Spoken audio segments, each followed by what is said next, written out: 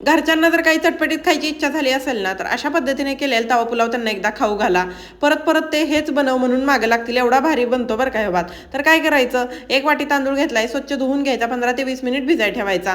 गाजर, शिमला मिरची, फ्लॉवर आणि कांदा, टोमॅटो, मिरची चांगलं असं कट करून घ्यायचं. कढईत पाणी टाकायचं, हळद आणि मीठ टाकून घ्यायचं. पाण्याला उकळी आल्यानंतर भिजवलेला तांदूळ ह्याच्यात टाकून घ्यायचा. वाटाणे सुद्धा ह्यातच शिजवून घ्यायचे, म्हणजे भाताबरोबर एकदम छान शिजले जातात.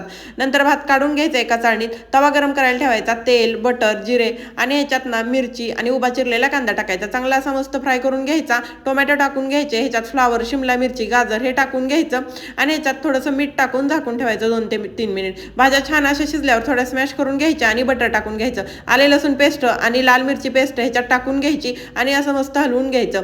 शिजलेला बटाटा थोडा टाकायचा आणि बीट 1 वाटी असं टाकून घ्यायचं, म्हणजे कलर छान येतो. लाल मिरची पावडर, पावभाजी मसाला टाकून घ्यायचा आणि मस्त असं हलवून घ्यायचं. शिजवलेला भात टाकायचा, कोथिंबीर टाकायची आणि ना 1 लिंबू ह्याच्यावरून पिळून घ्यायचा. भात आपला तयार.